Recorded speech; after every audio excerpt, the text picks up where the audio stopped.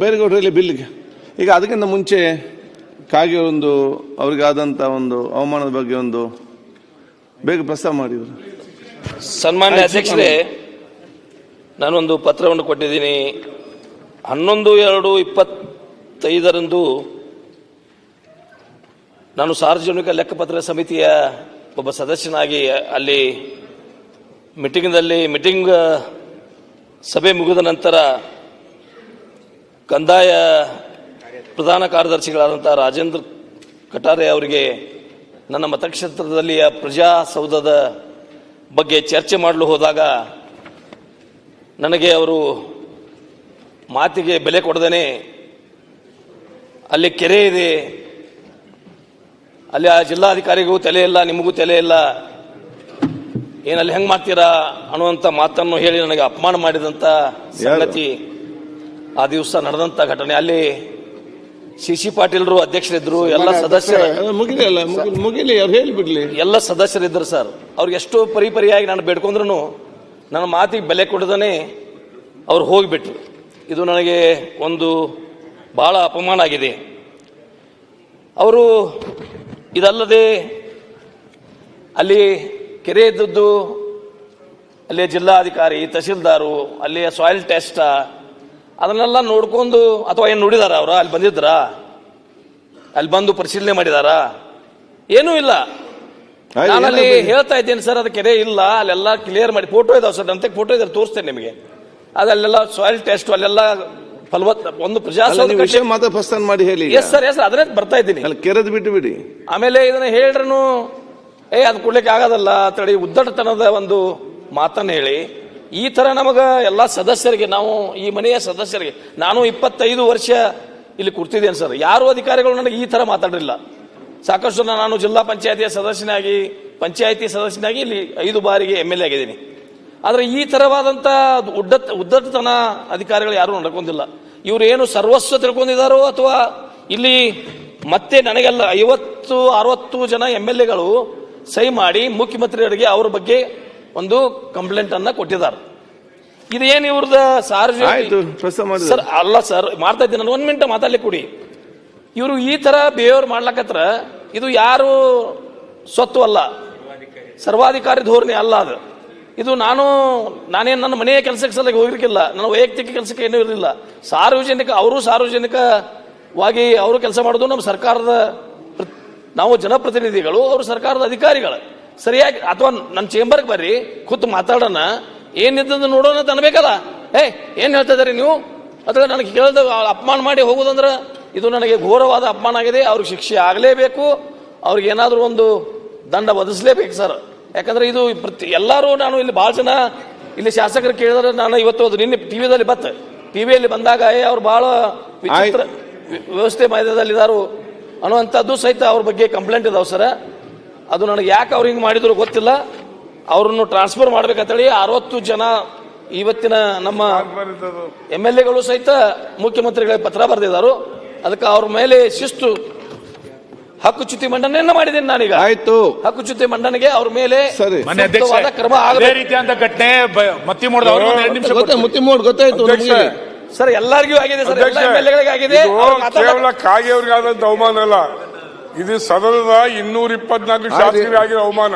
ಇನ್ನೊಬ್ಬರು ಹಾಗಾಗಿ ಕೂಡಲೇ ಅವ್ರ ಮೇಲೆ ಶಿಸ್ತು ಕ್ರಮ ತಗೋಬೇಕು. ಅವ್ರ ಮೇಲೆ ನಿಯಮಾವಳಿ ಪ್ರಕಾರ ಕ್ರಮ ಆಗಲೇ ಉದ್ದಟತನಕ್ಕೆ ಅವಕಾಶ ಮಂಡನೆ ಮಾಡಿದ್ದೀನಿ ನಾನು. ಎಲ್ಲ ಸದಸ್ಯರ ಜೊತೆಗೆ ಅವರು ಇದೇ ತರ ಬಿಹೇವ್ ಮಾಡ್ತಾ ಇದ್ದಾರೆ, ಅವ್ರ ಮೇಲೆ ಕ್ರಮ ಆಗಲೇಬೇಕು ಅನ್ನುವಂತ ಒತ್ತಾಯನ್ನ ನಾನು ಮಾಡ್ತಾ ಇದ್ದೀನಿ. ಎಲ್ಲ ಸದಸ್ಯರು ಅಧ್ಯಕ್ಷರೇ ಮಾತಾಡ್ತಾರೆ ಸರ್, ಯಾಕಂದ್ರೆ CC ಪಾಟೀಲ್ ಅಧ್ಯಕ್ಷರಿದ್ದಾರೆ ನಮ್ಮ ಕಮಿಟಿದ, ಗೊತ್ತಾಗಿದೆ ಅಲ್ಲಿ ಆ ದಿವಸ. ಸನ್ಮಾನ್ಯ ಅಧ್ಯಕ್ಷರೇ, ಸಾರ್ವಜನಿಕ ಲೆಕ್ಕಪತ್ರ ಸಮಿತಿ ಅಧ್ಯಕ್ಷನಾಗಿ ನಾನು ಕೆಲಸ ಮಾಡ್ತಾ ಇದ್ದೇನೆ. ಸನ್ಮಾನ್ಯ ರಾಜೀವ್ ಕಾಗೆ ಅವರು ಕೂಡ ಆ ಸಮಿತಿಯ ಸದಸ್ಯರಿದ್ದಾರೆ, ಸುನೀಲ್ ಕುಮಾರ್ ಇದ್ದಾರೆ. ಸಭೆಗೆ ಅಧಿಕಾರಿ ಬಂದಿದ್ರು, ಪಾಪ ಸೌಜನ್ಯದಿಂದ ತನ್ನ ಕ್ಷೇತ್ರದಲ್ಲಿ ಆಗಬೇಕಾದಂಥ ಒಂದು ಅಭಿವೃದ್ಧಿ ಕೆಲಸದ ಬಗ್ಗೆ ಒಂದು ಪತ್ರವನ್ನು ಕೊಡೋಕ್ಕಾದಾಗ ಅತ್ಯಂತ ಕೆಟ್ಟ ರೀತಿಯಿಂದ ದುರ್ವರ್ತನೆಯನ್ನು ಮಾಡಿದಂಥ ಅಧಿಕಾರಿ ನಾನು ಸ್ವತಃ ನೋಡಿದ್ದೇನೆ. ರಾಜೀವ್ ಕಾಗೆ ಅವರ ಮಾತಿಗೆ ನಾನು ಸಹಮತ ವ್ಯಕ್ತಪಡಿಸ್ತೇನೆ. ಸರ್ಕಾರ ಸೂಕ್ತವಾದಂಥ ಉತ್ತರ ಕೊಡಬೇಕು, ಅಧಿಕಾರಿ ಮೇಲೆ ಕ್ರಮ ತಗೋಬೇಕು. ಮಾನ್ಯ ಅಧ್ಯಕ್ಷರೇ, ಮೊನ್ನೆ ನಡೆದಂಥ ಜವರ್ಗಿಯಲ್ಲಿ ಪುರಸಭೆ ಚುನಾವಣೆ ನಡೆದಂಥ ಸಂದರ್ಭದಲ್ಲಿ, ಆ ಚುನಾವಣೆ ಸಂದರ್ಭದಲ್ಲಿ ನಾನಲ್ಲಿ ಹೋಗಿದಾಗ ಅಲ್ಲಿ ಅಧ್ಯಕ್ಷ ಉಪಾಧ್ಯಕ್ಷ ಚುನಾವಣೆ ನಡೆದಂಥ ಸಂದರ್ಭದಲ್ಲಿ ನಮ್ಮ ಪಕ್ಷದ ಎಲ್ಲ ಸದಸ್ಯರುಗಳನ್ನು ಒಳಗಡೆ ಚುನಾವಣೆ ಅಂತ ಸಂದರ್ಭ ಒಳಗಡೆ ಹೋದ ನಾವು ಹೊರಗಡೆ ನಿಂತ ಸಮಯದಲ್ಲಿ ಅಲ್ಲಿ ಹೆಚ್ಚು ಅಡಿಷನಲ್ ಎಸ್ ಪಿ ಅವರಾದಂಥ ಮಹೇಶ್ ಮೇಘಣ್ಣನವರು ನನ್ನ ಎದಿ ಮೇಲೆ ನಂಗೆ ಹಿಡಿದು ನುಗ್ಗಿಸ್ಕೊಟ್ಟು ಅಲ್ಲಿದ್ದಂಥ ಇಬ್ಬರು ಸದಸ್ಯರನ್ನು ಕಿಡ್ನಾಪ್ ಮಾಡ್ಕೊಂಡು ಹೋಗ್ತಕ್ಕಂಥ ವಿಡಿಯೋಗಳು ಕೂಡ ತಮಗೆ ಕೊಟ್ಟಿದ್ದೀನಿ ಮತ್ತು ಪತ್ರಿಕೆದು ಕೂಡ ಬಂದಿದೆ. ನನಗೆ ಯಾವ ರೀತಿ ಮಾಡ್ಯಾರ ಅಂತಕ್ಕಂಥ ಕೂಡ ನೋಡ್ರಿ ಅಧ್ಯಕ್ಷ, ತಮಗೂ ಕೂಡ 2-3 ಸತಿ ಬಂದು ನಾನು ಭೇಟಿಯಾಗಿದ್ದೀನಿ. ಗೃಹ ಸಚಿವರಿದ್ದ ತಾವು ಮಾತಾಡೋಕ್ಕೆ ಅವಕಾಶ ಕೊಟ್ಟಿದ್ದೀರಿ, ತಾವು ಮಾತಾಡೋಕೆ ಅವಕಾಶ ಕೊಡಿ, ತಾವು ಧನ್ಯವಾದ ಹೇಳ್ತೀನಿ ಅಧ್ಯಕ್ಷರು. ಇದು 2ನೇ ವಿಷಯ ನಾನು ಕೂಡ ಆಗ್ತಕ್ಕಂಥ 2ನೇ ವಿಷಯ. ಕಲಬುರಗಿಯಲ್ಲಿ ನಮ್ಮ ಜಿಲ್ಲಾ ಉಸ್ತುವಾರಿ ಸಚಿವರು ಕೂಡ ನಾನು ತಿಳಿಸಿದ್ದೀನಿ, ಹೇಳಿದ್ದೀನಿ, ಅವ್ರಿಗೆ ಕೂಡ ನಾನು ಮಾತಾಡ್ಲಿಕ್ಕೆ ಕೂಡ ಹೇಳಿದ್ದೀನಿ. 2 ಸತಿ ಫೋನ್ ಮಾಡಿದ್ರು ಕೂಡ ನನ್ನ ಫೋನಲ್ಲಿ ಕಾಂಟ್ಯಾಕ್ಟ್ ಆಗಿಲ್ಲ. ಅದಕ್ಕೆ ಅಧ್ಯಕ್ಷ ತಮ್ಮ ಮುಖಾಂತರ ಹೇಳಕ್ ಬಯಸ್ತಾ ಇದ್ದೀನಿ, ಇದೇ ರೀತಿ ನಡೆದಂಥ ಘಟನೆಗಳಾದರೆ ಶಾಸಕರು ಕೂಡ ಅಲ್ಲಿ ಮರ್ಯಾದೆ ಮಾನ ಮರ್ಯಾದೆ ಅದನ್ನ ಇಲ್ಲ ಅಧ್ಯಕ್ಷರು ತಾವು ತಿಳಿಸಬೇಕು. ಯಾಕಂದ್ರೆ ಎದಿಮಿನಂಗೆ ನುಡಿಸ್ಕೊಡ್ತಕ್ಕಂಥ ಕೆಲಸಗಳು ತಮಗೆ ಅವತ್ತಿನ ದಿನ ಆಗಿದಂಥ ಸಂದರ್ಭದಲ್ಲಿ ತಮಗೆ ವಿಡಿಯೋ ಮುಖಾಂತರ ತಮ್ಮ ವಾಟ್ಸಪ್ ಕೂಡ ಹಾಕಿ ತಮ್ಮ ಜೊತೆನೂ ಕೂಡ ಮಾತಾಡಿ ಅಧ್ಯಕ್ಷರೇ. ಇದ್ರ ಬಗ್ಗೆ ಗೃಹ ಸಚಿವರು ಕೂಡ ಖುದ್ದಾಗಿ ಹೋಗಿ ನಾನು ಭೇಟಿಯಾಗಿ ಕೂಡ ಬಂದಿನ ಅಧ್ಯಕ್ಷರೇ. ಯಾಕಂದ್ರೆ ಇದೇ ರೀತಿ ನಡೀತದೆ ಮತ್ತು ಶಾಸಕರಲ್ಲಿ ರಕ್ಷಣೆ ಅಧ್ಯಕ್ಷರೇ ತಾವೇ ಹೇಳ್ಬೇಕು ಇದ್ರ ಬಗ್ಗೆದಾಗ. ಓಕೆ, ಅದು ಒಂದೇ ನಿಮಿಷ. ನನಗೂ ಕೂಡ ಅವರು ಬಂದು ಭೇಟಿ ಮಾಡಿದ್ರು, ಇಲ್ಲೂ ಕೂಡ ಕಳಿಸಿದ್ರು. ಇದರಲ್ಲಿ ಕ್ಲಿಯರ್ ಆಗಿ ನಿಮ್ಗೆ ಫೋಟೋನ ಕಳಿಸ್ತೇನೆ ನೋಡಿ. ಕೈ ಹಿಡ್ಕೊಂಡು ಅವರು ಅಡಿಷನಲ್ ಎಸ್ ಪಿ ಅಲ್ಲ, ಅಡಿಷನಲ್ ಎಸ್ ಪಿ ಮಹೇಶ್ ಮೇಘಣ್ಣನವರು, ಮಹೇಶ್ ಅವರು ಕೈ ಹಿಡ್ಕೊಂಡು ಇದು ಒಂದಲ್ಲ 5-6 ಫೋಟೋ ಕೊಟ್ಟಿದ್ರು, ಹೇಳ್ತಾ ಇರೋದು ಎಲ್ಲ ಮಾಡ್ತಾ ಇರೋದು ಹೊರಗಡೆ. ಅಂದ್ರೆ ಈಗ ಒಂದ್ ಕಡೆ ಆಡಳಿತ ಪಕ್ಷದವ್ರನ್ನೇ ಬಗ್ಬಡಿತಾರೆ, ಇನ್ನೊಂದ್ ಕಡೆ ವಿರೋಧ ಪಕ್ಷದವ್ರನ್ನ ಡಬಲ್ ಏಟ್ಗಳು. ಅವ್ರಿಗೆ ಸಿಂಗಲ್ ಏಟ್ ಆದ್ರೆ ನಮ್ಗೆ ಡಬಲ್ ಏಟು. ಏನೋ ಈ ಹೇಳೋರು ಕೇಳೋರು ಯಾರು ಇಲ್ಲೋ ಇಲ್ಲಿ? ಅಧಿಕಾರಿಗಳ ಸಾಮ್ರಾಜ್ಯ ಆಗ್ಬಿಟ್ಟಿದ್ಯಾ? ಎಲ್ಲಿಗೆ ಹೋಗ್ತಾ ಇದ್ದೀರಿ ನಾವು? ಚುನಾಯಿತ ಪ್ರತಿನಿಧಿ ಅಂದ್ರೆ ನಾವು ಮೊದಲೆಲ್ಲ ಕೃಷ್ಣ ಬೈರೇಗೌಡ್ರೆ ಸ್ವಲ್ಪ ನೋಡಿ ಈ ಕಡೆ. ಯಾಕೆ ಅಂತ ಹೇಳಿದ್ರೆ ಅವ್ರ ತಂದೆಯವರು ನಾವು ನೋಡಿದ್ರಿ, ಅವ್ರ ತಂದೆಯವರು ವಾಕಿಂಗ್ ಸ್ಟ್ರೀಟ್ ಹಿಡ್ಕೊಂತ ಇದ್ರು. ಗೊತ್ತಿಲ್ಲ ಇವಾಗ ಹಂಗೆ ಮಾಡೋಕ್ಕಾಗ್ತೈತನೋ ಗೊತ್ತಿಲ್ಲ. ವಾಕಿಂಗ್ ಸ್ಟಿಕ್ ಇರ್ತಾ ಇತ್ತು. ಯಾರ್ಯಾರು ಈ ತರ ಲಂಚ ತಗೊಳೋರು, ಈ ತರ ಎಲ್ಲ ಕೆಲಸ ಮಾಡೋದಕ್ಕೆ ಧಮ್ಕಿ ಹಾಕೋರ್ನೆಲ್ಲ IB ನಲ್ಲಿ ನಿಜ ನಡೆದಿರೋ ಘಟನೆ ಹೇಳ್ತಾರೆ. IB ನಲ್ಲಿ ರೂಮ್ ಬಾಕ್ಲ್ ಹಾಕೊಂಡು ಸರಿಯಾಗಿ ರಿಪೇರಿ ಮಾಡ್ತಾ ಇದ್ರು, ಸರಿಯಾಗಿ ರಿಪೇರಿ ಮಾಡ್ತಾ ಇದ್ರು. ನಾನು ಹೇಳ್ತಾ ಇರೋ ಸತ್ಯ ಹೇಳ್ತಾ ಇದ್ದೀನಿ. ಆತ ಅಂದ್ರೆ ಆ ಮನುಷ್ಯ ಅಷ್ಟೇ ಕಟ್ನಿಟ್ಟಿದ್ರು, ಮತ್ತೆ ಅಷ್ಟೇ ಒಂದು ಯಾವುದೇ ರೀತಿ ಕರಪ್ಷನ್ ಯಾವುದು ಒಂದು ಕಳಂಕ ಇಲ್ದಂತ ವ್ಯಕ್ತಿ ಅವರು. ನಾವು ಎಲ್ಲಿಗೆ ಬಂದ್ಬಿಟ್ರಿ ಈಗ? ಚುನಾಯಿತ ಪ್ರತಿನಿಧಿಗಳು ನಾವು ಎಲ್ಲಿಗೆ ಬಂದ್ಬಿಟ್ಟಿದ್ದೀರಿ? ನಾವು ಯಾವ ಸ್ಥಿತಿಗೆ? ಅಧಿಕಾರಿಗಳೇ ನಮಗೆ ಬೆಲೆ ಕೊಡಲ್ಲ ಅಂದ್ರೆ ನಾವೆಲ್ಲ ಇದೆ ಶಾಸಕಾಂಗನೇ ಸರ್ವೋಚ್ಚ ಅಂತ ಹೇಳ್ತೀರಿ ನಾವೆಲ್ಲ ಕಡೆ. ಪಾರ್ಲಿಮೆಂಟ್ ಸರ್ವೋಚ್ಚಾರ, ತಾವು ಸರ್ವೋಚ್ಚ ಅಂತ ಹೇಳ್ತೀರಿ ನಾವು. ಏನೇ ಇರ್ಬೋದು, ನಮಗೂ ನಿಮ್ಗೂ ಡಿಫರೆನ್ಸಸ್ ಏನೇ ಇರ್ಬೋದು, ಐಡಿಯಾಲಜಿ ಡಿಫರೆನ್ಸ್ ಇರ್ಬೋದು, ಆದ್ರೆ ನೀವು ಆ ಸ್ಥಾನದಲ್ಲಿ ಕೂತ್ಕೊಂಡಾಗ ನಾವು ಗೌರವ ಕೊಡ್ಬೇಕು. ನಾಳೆ ನಮಗ್ ಗೌರವ ಕೊಟ್ಟಿಲ್ಲ ಅಂದ್ರೆ ನಾಳೆ ನಿಮಗೂ ಗೌರವ ಕೊಡಲ್ಲ ಇವರೆಲ್ಲ.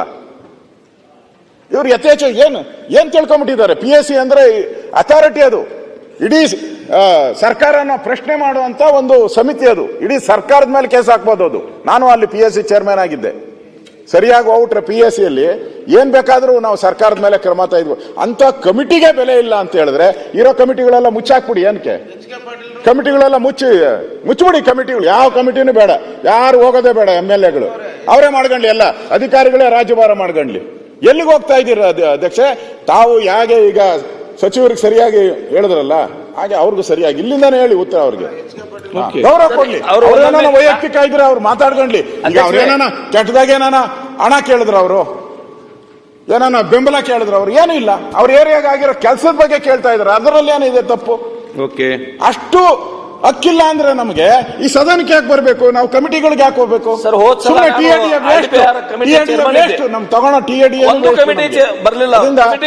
ಕ್ರಮ ಈಗ ಮತ್ತಿ ಮಾಡೋದು ಅಡಿಷನಲ್ SP ಅವ್ರ ಮೇಲೂ ಕ್ರಮ ಆಗ್ಬೇಕು, ಅವ್ರ ಮೇಲೂ ಕ್ರಮ ಆಗ್ಬೇಕು ಅಂತ ನಾನು ಆಗ್ರಹ ಮಾಡ್ತೀನಿ. ಈಗ ಆಯ್ತು. ಈಗ HK ಪಾಟೀಲ್ 3-4 ಸಾರಿ PSC ಕಮಿಟಿ ಅಧ್ಯಕ್ಷರಾಗಿದ್ದಾರೆ, ಅವ್ರು ಹೇಳ್ಬೇಕು. ಯಾರು? ಬೆಳಗಾವಿ ಘಟನೆಯಲ್ಲಿ ಒಬ್ಬ ADGP ವಿದೌಟ್ ಡ್ರೆಸ್ ಬಂದು ಲಾಠಿ ಚಾರ್ಜ್ ಮಾಡ್ತಾನೆ, ಗುಂಡಾಗಿರಿ ಮಾಡ್ತಾನೆ. ಪಂಚಮಶಾಲಿ ಇದ್ರೆ ನಮ್ಮ ಲಿಂಗಾಯತರ ಅಧಿಕಾರಿಗಳ ಮೇಲೆ ಕ್ರಮ ಇಲ್ಲ. ಮರುದಿವಸನೆ ಅಲ್ಲಿ ಒಬ್ಬ CPIಗೆ 10,000 ರೂಪಾಯಿ ಘೋಷಣೆ ಮಾಡ್ತಾನೆ. ಯಾಕಂದ್ರೆ ಸಿಕ್ಕಾಪಟ್ಟೆ ಅವಾರ್ಡ್ ಕೊಡ್ತಾರೆ. ಅದೇ ADGP. ಇಂಥ 4 ಅಧಿಕಾರಿಗಳಿಂದ ಈ ಸದನದಲ್ಲಿರುವಂತ ಇವತ್ತು ಆಡಳಿತ ಪಕ್ಷದವರಿಗೂ ಆಗ್ತಾ ಇದೆ, ನಮಗೂ ಆಗ್ತಾ ಇದೆ. ಇದು ಗಂಭೀರ ಹೋಗ್ಬೇಕು. ಯಾಕಂದ್ರೆ ಇದು ಸದನದ ಮುಖ್ಯಸ್ಥರು ನೀವು. ನೀವು ಸ್ಪಷ್ಟವಾದ ನಿರ್ದೇಶನ ಸರ್ಕಾರ ಕೊಡಬೇಕು. ಆ ಎಲ್ಲ ಅಧಿಕಾರಿಗಳ ಮೇಲೆ ಕ್ರಮ ಆಗ್ಬೇಕು ಅಂತ ಪ್ರಿನ್ಸಿಪಲ್ ಸೆಕ್ರೆಟರಿ ಕೊಟ್ಟು ಕಳಿಸಿಡ್ರಿ ದಿಲ್ಲಿಗೆ ಹೋಗಲಿ, ಜಮ್ಮು ಕಾಶ್ಮೀರದ ಸರ್ವಿಸ್ ಮಾಡ್ಲಿ, ಗೊತ್ತಾಗ್ತದೆ ಅವ್ರಿಗೆ. ಸುರಕ್ಷಿತ ಅದಾರೆ, ಲೂಟಿ ಹೊಡಿತಾರೆ, ಹೋಗ್ಲಿ ಕಾಶ್ಮೀರದಲ್ಲಿ ಹೋಗ್ಲಿ, ಗುರ್ತಾಗ್ತದೆ ಅವ್ರಿಗೆ. ಮಾನ್ಯ ಅಧ್ಯಕ್ಷರೇ, ಈ ನಮ್ಮ ಏನು 3 ಸ್ತಂಭಗಳದಾವು, ಕಾರ್ಯಾಂಗ, ನ್ಯಾಯಾಂಗ ಮತ್ತು ಶಾಸಕಾಂಗ, ಅದ್ರ ಬಗ್ಗೆ ಎಲ್ಲ ಸದಸ್ಯರ ಗಮನಕ್ಕೆ, ತಮ್ಮ ಗಮನಕ್ಕೂ ಕೂಡ ನಮ್ಮ ಶಾಸಕಾಂಗದ ನಮ್ಮ ಹಕ್ಕು ಏನೈತಿ ಅನ್ನೋದ್ರ ಬಗ್ಗೆ ಸ್ವಲ್ಪ ಗಮನ ಹೇಳುವಂತ 1-2 ನಿಮಿಷ ಕೊಡ್ರಿ, ಅಷ್ಟು ಸಾಕು. 1964ರಲ್ಲಿ ಒಂದು ಫೇಮಸ್ ಕೇಸ್ ಇತ್ತು, ಕೇಶವ್ ಸಿಂಗ್ ವರ್ಸಸ್ ಉತ್ತರ ಪ್ರದೇಶ ಗೌರ್ಮೆಂಟ್. ಅದರಲ್ಲಿ ಏನಾಯ್ತು, ಕೇಶವ್ ಸಿಂಗ್ ಅನ್ನುವಂತ ಅಧಿಕಾರಿ ಅವನು ಸದನದ ಹೊರಗೆ ಶಾಸಕರ ಜೊತೆ ಮಿಸ್ಬಿಹೇವ್ ಮಾಡ್ತಾನೆ. ಅದು ಹಕ್ಕುಚ್ಯುತಿಗೆ ಬರ್ತೈತೆ, ಹಕ್ಕುಚ್ಯುತಿ ಸಮಿತಿಗೆ ಅಧ್ಯಕ್ಷರ ಕೊಡ್ತಾರೆ. ಅದು ಹಕ್ಕುಚ್ಯುತಿ ಸಮಿತಿಗೆ, ಹಕ್ಕುಚ್ಯುತಿ ಸಮಿತಿ ಬಂದ್ರೆ ಆ ಹಕ್ಕುಚ್ಯುತಿ ಸಮಿತಿ ಅಧ್ಯಕ್ಷರು ಆ ಕೇಶವ್ ಸಿಂಗ್ಗೆ ಜೈಲ್ 1 ವಾರದ ಜೈಲನ್ನು ಘೋಷಿಸ್ತಾರೆ. ಅವೇನ್ ಮಾಡ್ತಾನ, ಹೊರಗೆ ಜಡ್ಜ್ ಕಡೆ ಹೋಗ್ತಾನೆ, ಡಿಸ್ಟಿಕ್ ಜಡ್ಜ್ ಕಡೆ ಹೋಗಿ ಅದ್ರ ಮೇಲೆ ಬೇಲ್ ತಗೊಳ್ತಾನೆ. ಅದು ಬೇಲ್ ತೆಗೆದುಕೊಂಡಂತ ವಿಷಯ ಮತ್ತೆ ಸದನದ ಮುಂದೆ ಬರ್ತೈತೆ. ಅವಾಗ ಅಧ್ಯಕ್ಷರು ಐತಲ್ಲ ಆದೇಶ ಮಾಡ್ತಾರೆ, ಅದು ಯಾರು ಬೇಲ್ ಕೊಟ್ಟಾನಲ್ಲ ಡಿಸ್ಟಿಕ್ ಜಡ್ಜು, ಅವನ ಜೈಲಿಗೆ ಹಾಕ್ರಿ ಅಂತ ಹೇಳಿ. ಅವಾಗ ಮತ್ತೆ ಆ ಡಿಸ್ಟಿಕ್ ಜಡ್ಜನ್ನು ಹಿಡಿಯಕ್ಕೆ ಹೋದ್ಕೂಳೆ ಆ ಡಿಸ್ಟಿಕ್ ಜಡ್ಜು ಹೈಕೋರ್ಟಿಗೆ ಹೋಗ್ತಾನೆ. ಹೈಕೋರ್ಟ್ 2 ಬೆಂಚ್ ಜಡ್ಜ್ ಮುಂದೆ ಹೋಗುತ್ತೆ ಅದು ವಿಷಯ. ಆ 2 ಬೆಂಚ್ ಜಡ್ಜು ಅವರು ಆ ಡಿಸ್ಟಿಕ್ ಜಡ್ಜಿಗೆ ಅರೆಸ್ಟ್ ಮಾಡಕ್ ಬರುದಿಲ್ಲ ಅಂತ ಹೇಳಿ ಆದೇಶ ಮಾಡ್ತಾರೆ. ಮತ್ತೆ ಸದನದಲ್ಲಿ ಮತ್ತೆ ಅಧ್ಯಕ್ಷರ ಮುಂದೆ ಬರ್ತೈತಿ. ಅಧ್ಯಕ್ಷರು ಹೇಳ್ತಾರ, 2 ಹೈಕೋರ್ಟ್ ಜಡ್ಜ್ಗಳನ್ನ ಜೈಲ್ನಾಗ ಹಾಕ್ರಿ ಅಂತ ಆರ್ಡರ್ ಮಾಡ್ತಾರೆ. ಅವಾಗ ಪೂರ್ತಿ ಹೈಕೋರ್ಟ್ ಜಡ್ಜ್ಗಳನ್ನ ಅರೆಸ್ಟ್ ಮಾಡ್ತಾರ ಅಂತೇಳಿ ಹೆದರಿ 28 ಬೆಂಚಿನ ಉತ್ತರ ಪ್ರದೇಶದ ಹೈಕೋರ್ಟ್ ಇರ್ತೈತೆ, 28 ಜಡ್ಜ್ಗಳು ಇರ್ತದೆ. ಆ 2 ಜಡ್ಜ್ಗಳನ್ನು ಬಿಟ್ಟು 26 ಜಡ್ಜ್ಗಳು ಕುತ್ಕೊಂಡು ಒಂದು ಬೆಂಚ್ ಅಲ್ಲಿ ಕೂಡ್ತೈತೆ. ಅವಾಗ ಶಾಸಕಾಂಗದ ಕಾರ್ಯ ಏನು, ಶಾಸಕಾಂಗದ ಹಕ್ಕುಗಳೇನು, ಕಾರ್ಯಾಂಗದ ಹಕ್ಕುಗಳೇನು, ಕಾರ್ಯಾಂಗದ ಕಾರ್ಯವ್ಯಾಪ್ತಿ ಏನು, ಶಾಸಕಾಂಗದ ಏನೈತಿ, ನ್ಯಾಯಾಂಗದ ಏನೈತಿ, ಅದ್ರ ಬಗ್ಗೆ ಸುದೀರ್ಘವಾಗಿ ಚರ್ಚೆ ಆಗಿ ಶಾಸಕಾಂಗನ ಎಲ್ಲದಕ್ಕಿಂತ ಹೆಚ್ಚು, ಶಾಸಕಾಂಗನ ಎಲ್ಲದೂ ಮೇಲೆ ಮಾಡಿದ್ದು, ಅಧ್ಯಕ್ಷರು ಮಾಡಿದ್ದು ಸರಿ ಐತಿ ಅನ್ನೋ ರೀತಿ ಆ ರೀತಿ ಒಂದು ಆರ್ಡರ್ ಬರ್ತೈತಿ. ಹಾಗಾಗಿ ಇದು ನಮ್ಮ ಹಕ್ಕುಚ್ಯುತಿ ಸಮಿತಿ ಏನೈತಿ ಅದರದ್ದು ಕಾರ್ಯವ್ಯಾಪಿ ಏನೈತಿ ಅದನ್ನ ಪರ್ಪಸ್ಲಿ ಬರ್ದಿಲ್ಲ.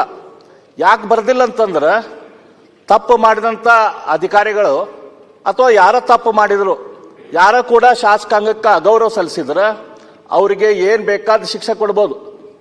ಅದರಲ್ಲಿ ಹಕ್ಕುಚ್ಯುತಿ ಸಮಿತಿ ಆರ್ಡರ್ ಇಷ್ಟು ಪರ್ಫೆಕ್ಟ್ ಇದು ಹಿಂಗೆ ಮಾಡ್ಬೋದಲ್ಲ, ಅದನ್ನ ಯಾರಿಗಾದ್ರೂ ಹ್ಯಾಂಗ್ ಮಾಡ್ಬೇಕಂತ ಆರ್ಡರ್ ಮಾಡಿದ್ರೆ ಸುಪ್ರೀಂ ಕೋರ್ಟಿಗೂ ಕೂಡ ಅದನ್ನ ಬೇರೆ ಆರ್ಡರ್ ಕೊಡಕ್ಕೆ ಅಧಿಕಾರ ಇಲ್ಲ. ಹಂಗಾಗಿ ಇವತ್ತೇನು ನಮ್ಮ ರಾಜು ಕಾಗೆ ಅವರಿಗೆ ಅನ್ಯಾಯ ಆಗೈತಿ. ಒಬ್ಬ ಸಂಭಾವಿತ ರಾಜಕಾರಣಿ 25 ವರ್ಷ ಇದ್ರು, ಸಂಭಾವಿತ ಅಂದ್ರೆ ಸಂಭಾವಿತ ಮನುಷ್ಯ ಅಂತವ್ರಿಗೆ, ನಮ್ಮ ಯುವ ರಾಜಕಾರಣಿ ಮುಕ್ತಿ ಮಾಡೋರಿಗೆ ಇವ್ರಿಗೆ ಏನ್ ಅನ್ಯಾಯ ಆಗೈತಿ, ಇದ್ರ ಬಗ್ಗೆ ಒಬ್ಬ ದಲಿತ ಶಾಸಕ ಅವ್ರ ಕೊರಳಿಗೆ ಪಟ್ಟೆ ಹಚ್ತಾರಂತ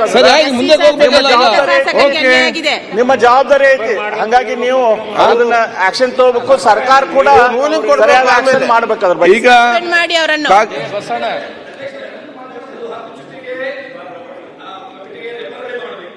ಅಥವಾ ಅವ್ರನ್ನ ಇಲ್ಲಿ ಕರೆಸಿ ಅವ್ರ ಮೇಲೆ ಆಕ್ಷನ್ ತಗೋಬೇಕಂತ ಅನ್ನೋದು ನನ್ನ ಒತ್ತಾಯ ಸರ್. ಆಯ್ತು, ಸರ್ಕಾರ ಒಂದ್ಸಕ್ಕೆ ಮತ್ತೆ ಮಾಡಬೇಕು.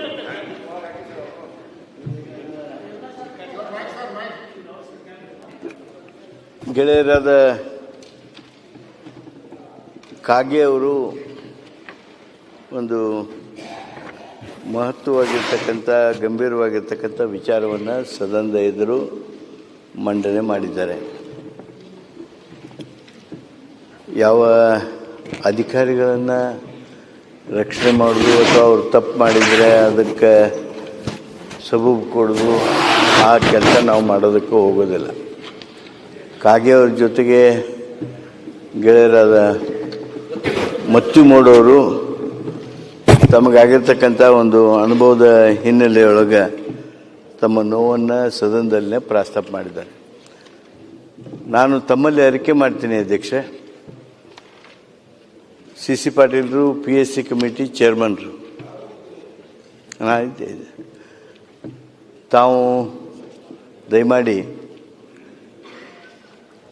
ಸಂಬಂಧಿಸಿರ್ತಕ್ಕಂಥ ಅಧಿಕಾರಿ ಸಿ ಪಾಟೀಲರು, ಕಂದಾಯ ಸಚಿವರು ನನ್ನ ಕೂಡ ತಮ್ಮ ಚೇಂಬರಿಗೆ ಕರೀರಿ. ಒಂದು ಕಾಗೆಯವ್ರನ್ನ ಆಮೇಲೆ ಇವ್ರನ್ನೂ ಮತ್ತು ಇವರು ಪೊಲೀಸ್ ಕಾಗೆಯವ್ರನ್ನೂ ಕರೀರಿ ಸರ್. ಅಲ್ಲಿ ನಡೀತಕ್ಕಂಥ ಚರ್ಚೆ ಹಾಗೂ ನಮ್ಮ ರಿಯಾಕ್ಷನ್ಸ್ ಪ್ರತಿಕ್ರಿಯೆಗಳ ಹಿನ್ನೆಲೆಯೊಳಗೆ ಮುಂದಿನ ನಿರ್ಣಯ ಮಾಡಿರಿ. ಮಾನ್ಯ ಅಧ್ಯಕ್ಷರೇ, ಇದು ಅದೇನ ನ್ಯಾಯ ಅಂತಾರಲ್ಲ ಕಾಕ, ಇದು ಸರಿಯಲ್ಲ ಸರ್, ಅಲ್ಲ ಇದು ಹಾವೇರಿ ನ್ಯಾಯ ಅದೇನೋ ಇದು ಬರಲ್ಲ. ಇದು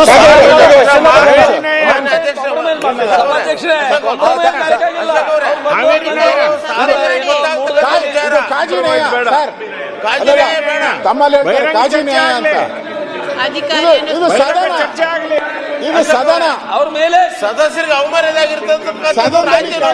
ಸದನದಲ್ಲಿ ಕಾಜಿ ನ್ಯಾಯ ಇಲ್ಲಿ ಕರ್ಸಿ ಅವ್ರು ಚೀಮಾರಿ ಹಾಕಿ ಕಾಜಿ ನ್ಯಾಯ. ಈಗ ನೀವೆಲ್ಲ ಶಾಸಕರು ಸರ್ಕಾರಕ್ಕೆ ರೆಸ್ಪಾನ್ಸಿಬಿಲಿಟಿ ಇರಲಿ. ಚಂದ್ರಪ್ಪ ಅವರೇ, ಸರ್ಕಾರ ಅಧಿಕಾರಿಗಳ ಪರವಾಗಿದೆ. ಟ್ರಾನ್ಸ್ಫರ್ ಮಾಡಿ ಅವಮಾನ ಇಡೀ ಮುಂದಿನ ಎನ್ಕ್ವೈರಿ ಆನಂದ್ ಮಾಡ್ರಿ. ಮಾನ್ಯ ಮಂತ್ರಿಗಳೇ, ಅವರಿಬ್ಬರು ಅಧಿಕಾರಿಗಳನ್ನ ಮೊದಲು ಟ್ರಾನ್ಸ್ಫರ್ ಮಾಡ್ರಿ. ಆಮೇಲೆ ಆಯ್ತು, ಎಲ್ಲ ಕೂತ್ಕೊಳ್ಳಿ. ಈಗ ನೀವು ಚರ್ಚೆ, ಚಂದ್ರಪ್ಪನವರೇ ಯಾಕೆ ಚರ್ಚೆ ಮಾಡ್ತಾರೆ ಸರ್? ಹರೀಶ್, ಈಗ ಚರ್ಚೆ ನೋಡಿ. ಆಯ್ತು, ಈಗ ನಮ್ಮ ಕ್ಷೇತ್ರ ಕೂಡ ರಾಮಮೂರ್ತಿ ಅಧಿಕಾರಿಗಳು ಆಯ್ತು, ಯಾಕೆ ಸುಮ್ಮನೆ ಮಾತಾಡಿದ್ರೆ ನೀವು?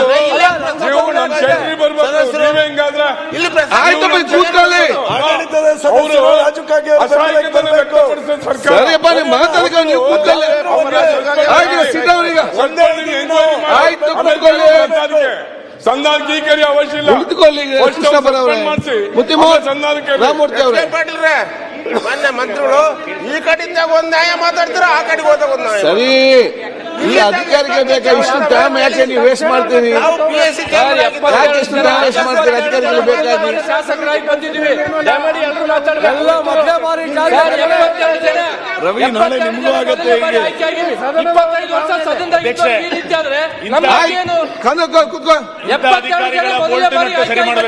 ನಿಂತಿದ್ದೀನಿ ನೋಡ್ರಪ್ಪ. ಇಂಥ ಅಧಿಕಾರಿಗಳದ್ದು ಬೋಲ್ಟ್ ನಟ್ಟು ಸರಿ ಮಾಡ್ಬೇಕಲ್ಲ ನೀವು.